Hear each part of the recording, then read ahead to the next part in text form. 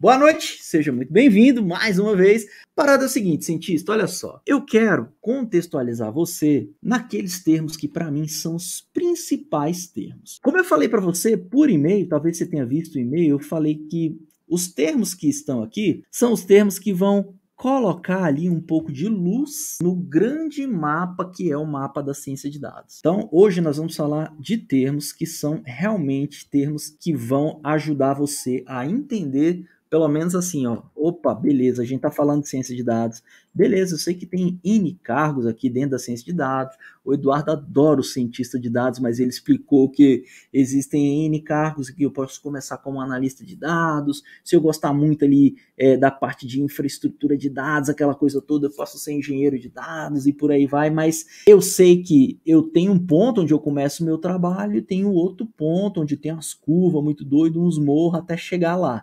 E esse morro, essa rota aqui, é a rota onde eu vou te explicar se encaixando todos esses termos aqui. Fechou? Então vamos lá. Primeiro termo que a gente vai falar é o seguinte. Cara, a gente escuta muito esse termo, eu até falei, né, que a gente fala muito do data science, né? Data science. Mas ciência de dados, né? Você já parou para pensar assim no termo ciência de dados? Por que ciência de dados, né? Antes de mais nada, Data Science e ciência de dados, mesma coisa, galera, beleza? Pelo menos eu trato essa parada da mesma forma. E significa o quê, cara? A ciência é o ramo que estuda alguma coisa, né? Então, a gente está falando da ciência que estuda os dados. E, cara, dados é exatamente o nosso insumo. É o nosso insumo de trabalho. E a gente sabe que ele pode ter N formatos, a gente já viu, a gente já fez N bate-papos aqui também com relação aos tipos de dados. Tem aulas no site cienciadosdados.com, onde a gente fala um pouco de tipos de dados no Python, por exemplo. A gente bateu um papo sobre fontes de dados, lembra que a gente fez nas primeiras aulas da semana passada, a gente falou de fontes de dados. Se você não assistiu ainda, dá uma olhada no nosso, eu fiz uma playlist só do Intensivão CDP, fechado? Então lá a gente falou de fontes de dados. E aí a gente falou daqueles dados mais tradicionais, né, que tinha, que estavam guardados em bancos de dados tradicionais e por aí vai. O que é um banco de dados tradicional mesmo, Eduardo? É aquele banco de dados que conversa com a linguagem chamada SQL, tá ligado? Então, esses são os dados mais tradicionais. A gente falou que tem dados em banco de dados Oracle, Postgre, MySQL, a gente falou lá uma pancada de SAS, e por aí vai. E aí o que acontece? A ciência de dados, ela pega esse dado num formato bruto e extrai inteligência. Como assim, Eduardo, extrai inteligência? Eu quero mostrar uma parada para você muito massa aqui agora, para você entender como que um dado bem coletado, ele traz muita informação para tomada de decisão. Vou te mostrar uma parada agora. Estou até saindo do script aqui, mas eu acho que vale muito a pena. Olha só, presta atenção nesse vídeo que a gente vai conversar o seguinte. Vou dar uma pausa e quero que você enxergue isso aqui. Isso aqui é um mapa, beleza? Isso aqui é um mapa que era para ser tipo uma estrela, saca? Aquele mapa de estrela.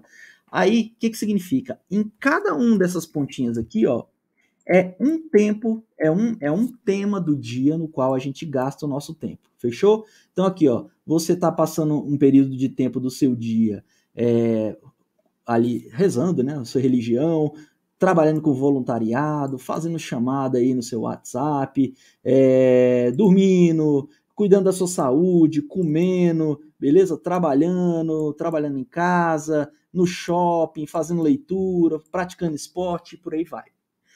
Essa galera aqui, o que ela fez? Ela coletou o dado de 1.000 pessoas, beleza? Só 1.000 cientistas, e aí vai. Por isso que eu te falo que dados é muito importante, que a gente, com muitos dados, a gente consegue fazer muitas abstrações, tá bom?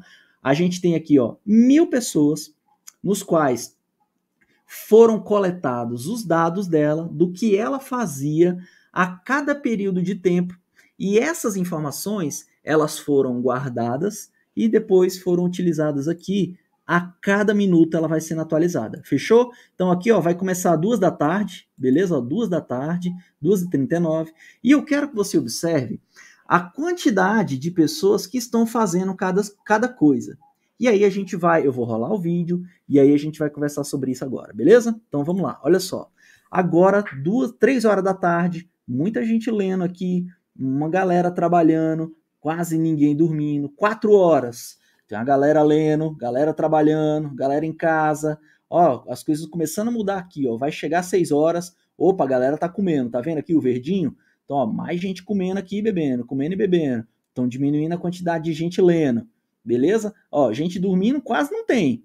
Mas presta atenção, ó, a galera que tá trabalhando tá diminuindo. Mas a galera que tá lendo tá aumentando. Agora a galera que tá dormindo, ó, 10 horas da noite, tá aumentando. Presta atenção agora, ó, vai dar 11 horas. Tá aumentando. A galera chega, sai aqui, ó, para de ler e vem dormir. Olha o que está acontecendo agora, meia-noite. Beleza? Olha aqui. Agora o gráfico fica mais em evidência. Porque, é claro, a maioria das pessoas dorme 1 hora, 2 horas. Só que isso aqui, com muitos dados, cara, o detentor desses dados consegue prever muitas outras coisas, que talvez fique tão grande como está aqui. Olha que massa, 4 horas da manhã a galera já tem gente começando a trabalhar, desceu para cá, ó, 4 horas da manhã. Opa, já tem nego começando a ler aqui, ó, 5, 6 horas da manhã. Ó, o pessoal tá começando a acordar. Vão saindo daqui, ó, o pessoal tá começando a acordar, fazendo o quê? Tá indo ler, tá indo trabalhar. Opa, tem uns que estão indo cuidar da saúde. Tá uma guerra muito doida aqui, uns tá indo... E aí, por aí vai. Cientista, isso aqui é o retrato de um dia. Foram 24 horas, não foi nenhum, né? Porque era de 14, foi de 14 às 8 da manhã, foi, sei lá, 16 horas, 8, 20 horas, vai. Menos de um dia. E você viu o tanto que nós somos previsíveis.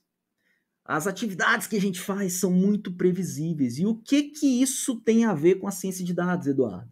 É que o detentor desses dados, quem coleta esses dados, armazena essa informação de uma grande quantidade de pessoas, de nicho, de segmento, ele consegue muito melhor tomar decisões. Ele consegue tomar decisões muito mais assertivas.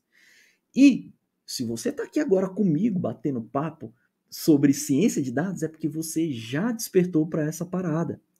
Talvez ainda não tinha visto algo que ficasse assim tão claro, né? Caraca, então quer dizer que a gente é tão previsível, né? 6 horas da tarde a galera já está aumentando ali a quantidade de pessoas que estão indo ali procurar comida. Então, se eu trabalho numa empresa de restaurante, talvez seja um horário ideal para eu fazer uma campanha de marketing para encontrar essa galera aqui, para vir aqui para o meu restaurante, aí eu vou aumentar as vendas, né? Olha que interessante. Ah, que legal. Então, beleza. Então, tem um horário ali onde as pessoas estão lendo numa quantidade muito grande. Então, talvez se essas pessoas são que nem o Eduardo, que lê no celular e usa o Kindle ali, talvez seja um momento de eu rolar uma lista de indicações de livro para ler, para quando ele sair do aplicativo, ele receber ali uma notificação de que as recomendações de livro dele foi atualizada. Tá ligado, cientista? O tanto que isso é poderoso. E sabe quem vai conseguir fazer essa parada toda funcionar?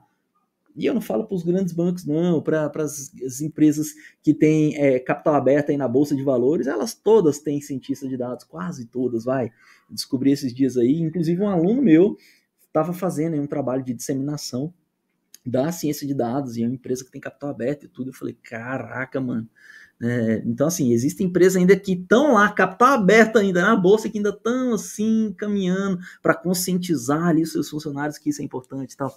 Então, assim, cara, quando isso chegar nessas empresas que não são tão de grande porte, não tem aquele faturamento gigantesco ainda, que são empresas que ainda não investem muito bem em qualificação profissional dos seus funcionários e tal, cara, isso aqui vai explodir e eu vou precisar de você para me ajudar nessa parada, porque a gente precisa de muitos profissionais qualificados para estar trabalhando com isso. Meu grande objetivo é entregar a ciência de dados em tua mão, beleza? Para que você possa utilizá-la como ferramental aí no seu dia a dia, seja como um próprio cientista de dados, analista de dados, engenheiro de dados, ou seja como uma pessoa que está simplesmente querendo utilizar essa parada para dar um salto profissional, melhorar o seu currículo, né, o seu portfólio de coisas que faz na vida. Tamo junto, beleza? Isso é ciência de dados, beleza? Isso é data science. Eu gosto de usar o termo ciência de dados, vou continuar usando o termo ciência de dados, beleza? Eduardo, ótimo. Por que você está falando da ciência de dados assim, de início, assim, no caput para a galera do direito e a loucura aí? Porque é o seguinte, ó, a gente vai falar agora da IA. AI, né? Artificial Intelligence ou inteligência artificial. E, cara, a inteligência artificial, sabe onde ela se encaixa nisso tudo? Deixa eu te mostrar aqui uma paradinha que eu fiz aqui, ó. Ela se encaixa mais ou menos assim, ó. Olha só como é que tá aqui, mais ou menos. É um desenho, tá? Uma proposta também, não tá escrito na pedra. Eu gosto de ensinar assim, porque eu acho que facilita para quem tá começando, tá bom? Tem uns relacionamentos um pouco diferentes aí, se você for olhar outras fontes, mas, cara, vai por mim, isso aqui facilita a tua vida. A ciência de dados, ela não é uma conjunção de ciências? Deixa eu colocar aqui, ó. Data Science, deixa eu ver aqui, diagrama de Venn, só para ver se já vem a imagem que eu quero mostrar. Tá aqui, ó. Olha só. Tá aqui, deixa eu ver se eu acho aqui. Uma que tem exatamente os termos que eu gosto de usar aqui. Que é, pra você ver, né? Nem a galera que tá ensinando aqui tem tão claro isso, né? Por isso que eu vou colocar essa parada aqui, só para você visualizar. Ah, tá aqui, ó. Essa imagem que ela espelha muito o que eu quero mostrar para você. Abrir imagem, uma guia tá aqui. Olha só, cientista, presta atenção. A ciência de dados, ela tá mais ou menos aqui, beleza? Ó, por quê? Porque ela é aqui, ó, uma conjunção de ciências. Ela pega aqui um pedaço da ciência da computação, pega um pedaço da matemática aqui com a estatística e pega aqui o business, que é o domínio de negócio, beleza? Então, ó, quando eu pego a ciência de dados, eu falo que aqui a gente tem uma concatenação de ciências, beleza? Mas vamos falar da ciência de dados, que é o fruto daquela conjunção lá. Fechado? Então, olha só. O que a gente tem dentro dela? Qual é o grande produto que é criado quando a gente utiliza a ciência de dados? Mano, são aplicações, sistemas que vão resolver alguma coisa, beleza? Dá um exemplo aí, Eduardo. Fala aí. Cara, não vou falar previsão de inadimplência não, porque eu sei que você já sabe que previsão de inadimplência é um sistema que usa inteligência artificial, machine learning, né? Mas eu não vou usar esse exemplo não, porque você já sabe que é um exemplo que quase nunca eu falo. Vou te dar outro. Reconhecimento facial. Reconhecimento facial. Reconhecimento facial, reconhecimento de imagens, né? É um ramo aqui, ó, tá aqui dentro, cara, da inteligência artificial. O que é inteligência artificial? Cara, é quando a gente decidiu querer dar o poder, né, de pensar que a gente tem no nosso cérebro aqui para a máquina, né? Por isso que é artificial, inteligência artificial. A gente quer dar ali para um programa, para um robô, seja lá o que for, a inteligência parecida com o cérebro na tomada de decisão.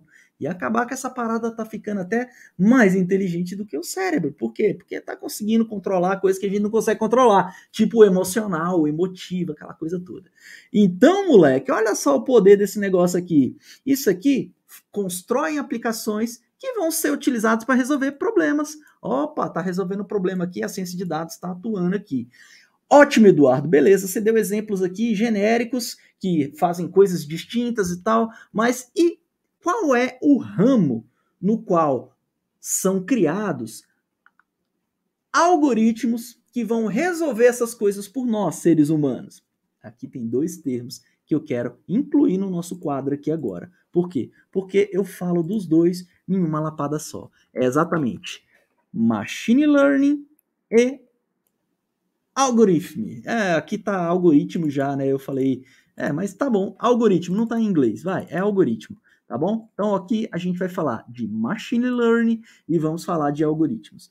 Algoritmo, ele é tipo um motorzinho que vai aqui nessa Ranger, tá bom? Isso aqui é a Ranger. Então, ó, a gente tem um motor aqui. Esse motor aqui, ele é um algoritmo de machine learning. O que é o machine learning? Significa aprendizado de máquina, beleza? O termo machine learning é o aprendizado de máquina. É onde a gente coloca as regrinhas para que essa aplicação de reconhecer a imagem, de prever inadimplência de cliente, funcione. tá bom? Então a gente cria essas regrinhas com a matemática, com a estatística, com a programação. A gente vai lá e cria algoritmos para reconhecer a face, para detectar objeto, beleza? Então, isso é que é o machine learning. A gente pega as regrinhas e joga aqui dentro. Só que o machine learning, que é o campo que estuda esse aprendizado de máquina, tem exatamente as suas pecinhas. E sabe quais são essas pecinhas? São os algoritmos. Então, eu tenho muitos algoritmos. Eu tenho N algoritmos. Eu tenho o SVM, que é um algoritmo baseado em kernel. Eu tenho as regressões, que são algoritmos baseados ali no erro, né? Não sei se você já estudou regressão ali. Eu estudei regressão ali quando eu fiz economia, né? Então eu estudei regressões, eu achava o máximo. Tinha uns professores muito doidos, mas eu achava muito legal. Nunca esquecerei do Marco Aurélio, moleque doido, bicho era ninja. Aí, que mais? KNN já é um algoritmo baseado em distância matemática, distância euclidiana, saca? Distância entre dois pontos, assim, ó. Saca? Ele olha os pontinhos mais próximos e fala: ah, você tá mais para inadimplente do que para adimplente. Aí ele vai lá e marca. Então, beleza, KNN. Tem uns que são baseados em probabilidade, Naive Bayes. Lembra do teorema de Bayes? Então, tá aqui. Então, a gente tem muitos algoritmos que estão dentro do campo do aprendizado de máquina, que vão ajudar a gente a fazer o quê? Construir essas aplicações de ciência de dados. Beleza? Então, olha como os termos vão começando a se encaixar. Beleza, Eduardo? Então, você está dizendo aqui que a gente, dentro da IA, eu tenho um subcampo ainda, que é o aprendizado de máquina, né? Que é o machine learning, que vai utilizar dos algoritmos para me ajudar a construir as aplicações. É isso mesmo? É isso mesmo, cientista. Tá vendo como a parada não é tão complicada que nem pintam por aí? É só uma questão de você se acostumar com a nomenclatura e tentar imaginar, né? Se imaginar num fluxo, né? No que está acontecendo. Primeiro você pensa no problema, o problema está ali. A ciência de dados ela vai utilizar ali esse compilado de inteligência aqui para resolver esses problemas. Ótimo. Aí, beleza, dentro da ciência de dados eu tenho um campo onde eu consigo passar, né, inteligência, ou seja, artificial, né? Eu estou passando a inteligência para a máquina, para o robô, para o programa e por aí vai. Ótimo. Só que como que eu faço isso? Ah, garota, a gente desenvolveu umas paradas aí, um campo de estudo aqui, machine learning. E para isso, dentro do machine learning, eu tenho alguns algoritmos baseados em probabilidade, baseado em kernel, baseado em erro, regressões, aquela coisa toda, que vão me ajudar nessas predições, que vão me ajudar a descobrir, a inferir algumas coisas com os dados. Isso é possível, Eduardo? Eu acabei de mostrar um exemplo para você. Olha, será que a gente é previsível, né? Só de olhar, não jogamos nenhum modelo ali. Só fizemos o data vis, como é conhecido, né? Mais um termo aí, né? Que é a visualização de dados. A gente pegou aqui uma imagem, um gráfico de radar aqui que estava sendo mostrado como se fosse um vídeo em frames, que na verdade era vídeo, né? E o vídeo nada mais é do que uma coleção de frame, né? E aí esse frame, né, que era de 24 horas ali, foi mostrando pra gente onde que as pessoas estavam fazendo o quê em cada momento do dia. Então, olha só o tanto que a gente consegue fazer coisas. Só que aí, cientista de dados, você tá vendo que as coisas vão criando subcampo a partir de necessidades específicas. Então, nós tivemos uma necessidade muito massa aqui, que foi o seguinte: a gente começou a pensar em outras formas de fazer estimativa que não ali os probabilísticos, que não ali aquele baseado em kernel, em distância matemática, né? Há uns 50 anos atrás, 70, os caras começaram a pensar ali no tal do neurônio matemático. E o neurônio matemático tinha o quê? Tinha mais ou menos ali as funções do neurônio da nossa cabeça aqui mesmo, do nosso cérebro. E aí, o neurônio matemático, ele tinha toda uma forma também de receber os dados, passa ali numa função, vê ali se tem um viés e produz uma saída. Mais ou menos assim como o nosso neurônio trabalha hoje. Então, beleza, Eduardo. Aí o que acontece? Nesses últimos 50 anos, cientista de dados, olha só, pensa aí. Vai, pensa na humanidade só após Cristo. Vai, nem pensa nos 10 mil anos que a gente já vive em sociedade, não. Pensa só no período depois de Cristo aqui. 2 mil anos. 2022 anos. Moleque, 2022 anos. Nos últimos 50 é que a galera começou a pensar nessa parada aqui, velho. Então, isso é um campo muito novo, mas que tem crescido muito. Por quê? Porque descobriram que essa parada do neurônio matemático era uma parada muito massa. E aí, sabe o que aconteceu? Eles começaram a pensar assim, cara, beleza, o neurônio é muito legal, então eu vou aprofundar aqui nesse neurônio. Eu sei que a nossa cabeça não tem só um neurônio, né? A gente tem uma pancada de neurônio, né? Bilhões. Então, como que esses neurônios se comunicam? A gente já sabe que tem N forma de comunicação. Ele vai só e depois não volta. Tem uns que vai e volta. Tem uns que vai e volta, mas eles vão aqui, depois eles fazem uma curvinha que vão para outro lugar. Mais diversas formas. E assim foram se desenhando aquilo que a gente chama de redes neurais profundas. Sabe o que são as redes neurais profundas? Ou Deep Learning, que é esse DLzinho que está aqui, ó, são exatamente um subcampo do Machine Learning, onde a gente pega esse neurônio matemático e tenta aproximar mais ainda do nosso cérebro, que é utilizar N neurônios com N funções para que eles possam trabalhar de forma coordenada para fazer o que, cientista? Adivinha? Escreve no chat aí. Para fazer previsões, exatamente. Previsões, mano. Previsões. Então, a gente, esses dias eu tenho um livro que eu gosto muito, eu já li ele mais de uma vez, porque o bicho é muito doido. O nome dele é Sapiens, Uma Breve História da Humanidade. E esse livro, ele fala muito, né, de como que a gente evoluiu, tal, e ele conta um pouco da história do mundo, e fala do maior império que já existiu, tal, e que é o Império Britânico, né? E a gente, um dos momentos lá, o Yuval Noah Harari, que é o autor desse livro, ele fala bem assim, como é que uma ilhazinha tão pequena consegue ter o maior império que a humanidade já conheceu, né? E aí, falando dos britânicos, né? E aí, sabe qual foi a teoria, cientista? A teoria é que eles dominaram muito bem isso aqui. Predições, desde os primórdios até hoje, inclusive.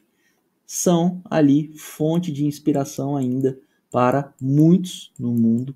Por quê? Porque estudaram com afinco como que é o comportamento humano.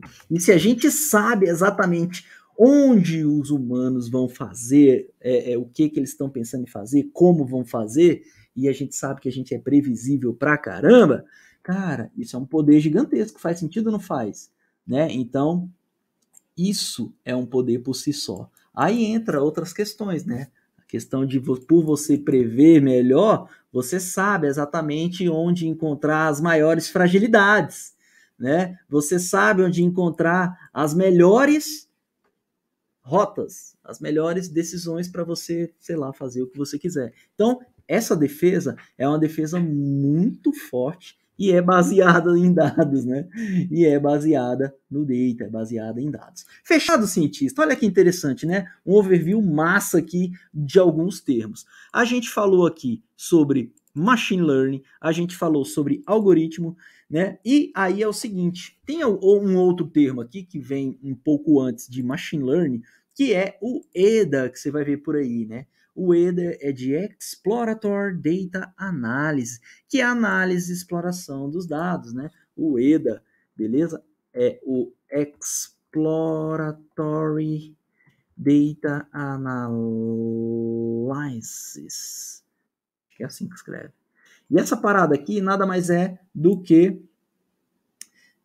a análise e exploração de dados, que está lá no pipeline da ciência de dados. Que para a gente utilizar machine learning, a gente antes precisa conhecer os dados. E aí a gente vai passar por aqui, tá bom? Então, antes da gente criar alguma coisa que hoje a gente conhece como máquinas preditivas, com machine learning, a gente precisa explorar os dados. Então, ó, eu estou falando de máquinas preditivas. São nada mais, nada menos do que aquela range que eu desenhei.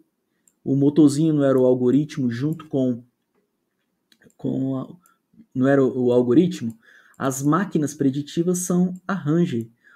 Máquinas preditivas, elas têm outros nomes, beleza? Eu adoro máquinas preditivas, que é mais fácil a gente visualizar o produto da utilização de machine learning, análise exploratória de dados, do que modelo, saca? A galera usa muito modelo. Modelo é muito abstrato para mim. Mas, cara, e pior que é uma parada que está no mercado.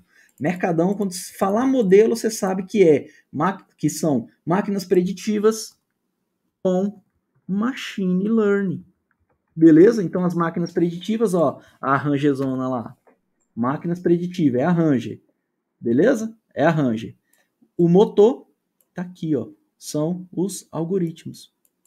E o que é algoritmo, Eduardo? Algoritmo não são as funções lá que a gente construiu para fazer o aprendizado de máquina, né?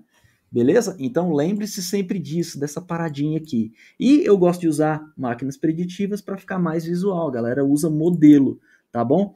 E é só isso, Eduardo? Modelo, máquinas preditivas? Não, vixe, eu já vi nome demais, cara.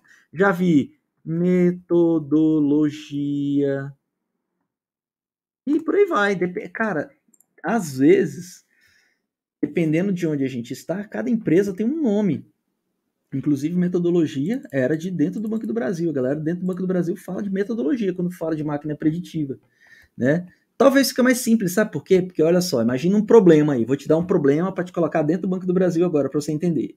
Você está lá no Banco do Brasil e aí você tem o seguinte problema de negócio. A gente precisa desenvolver máquinas preditivas para fazer a previsão do limite de crédito de cartão ali para os clientes, beleza? Então, você pegou lá o cartão, o Orocard amarelinho lá do Banco do Brasil, e aí você vai ter um limite nesse cartão, beleza?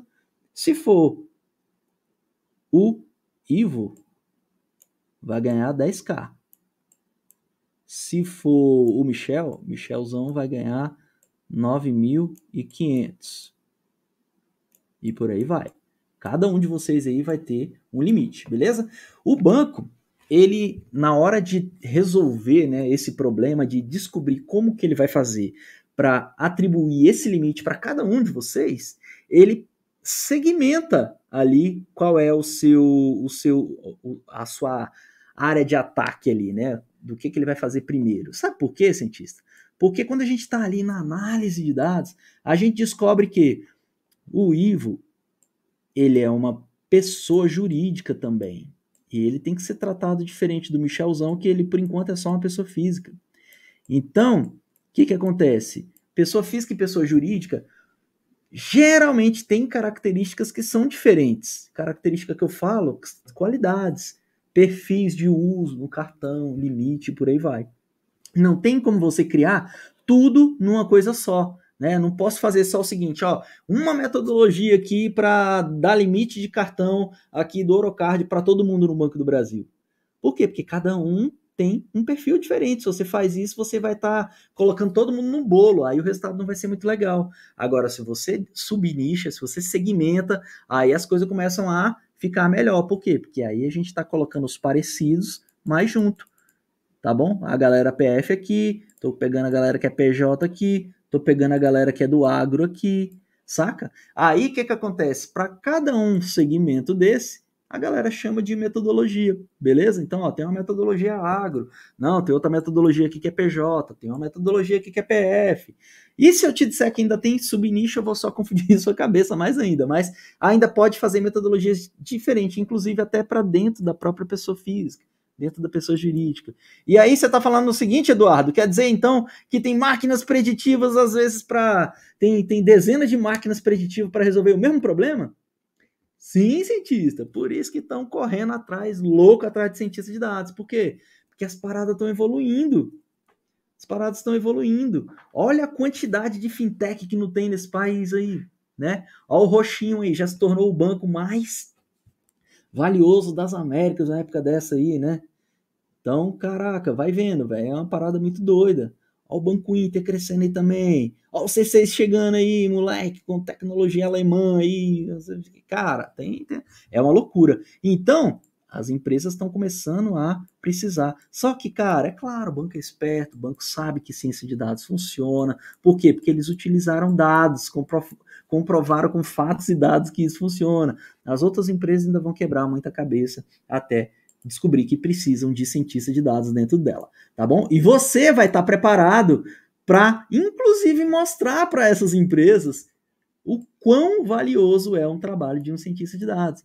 Muitas vezes antes de chegar nesse nível aqui, ó, de construir máquinas preditivas. Às vezes você vai estar aqui, cara, mostrando os dados para ela e ela já vai, nossa, que legal.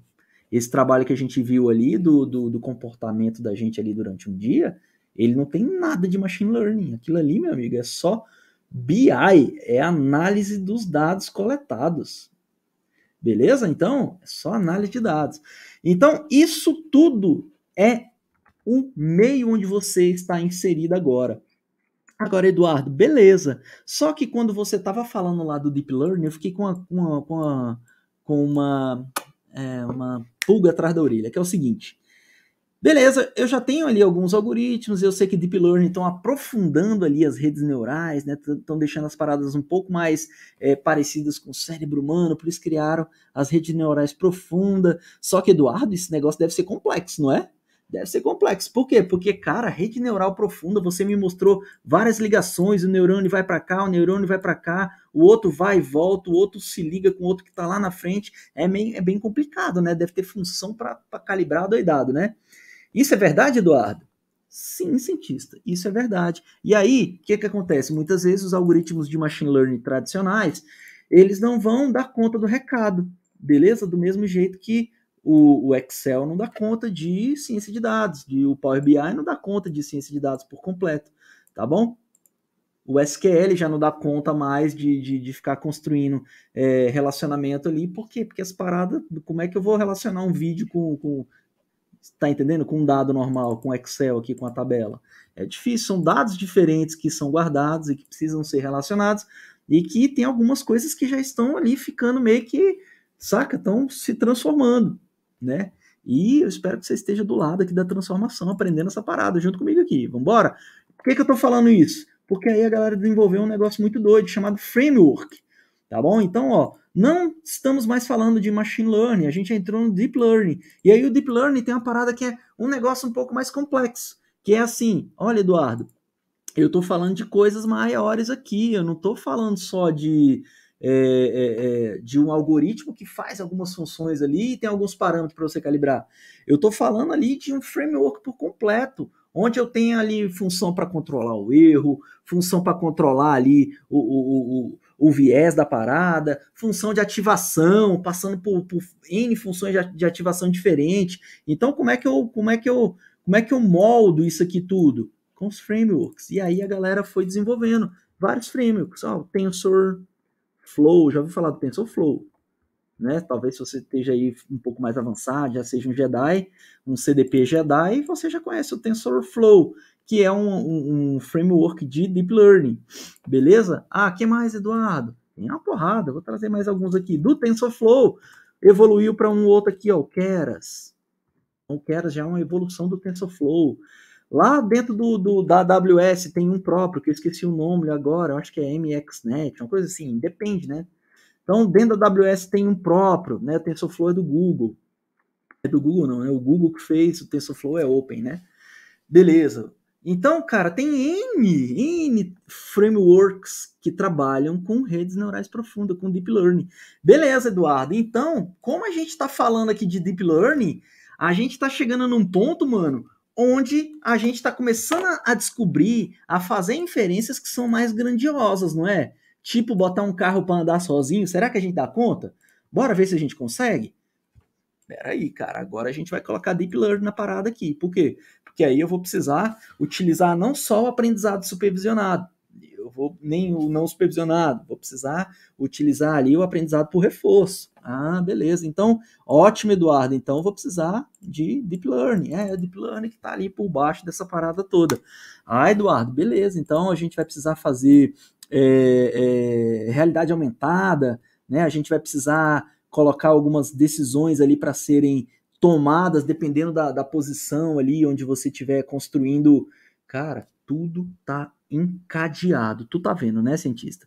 Cientista, que massa, que legal. Se você gostou desse bate-papo aqui, eu vou pedir para você deixar um comentário aí no YouTube, só para o algoritmo do YouTube espalhar essa aula aí para mais gente, beleza? Um beijo, um abraço, tamo junto, amanhã. Valeu, CDP, até mais.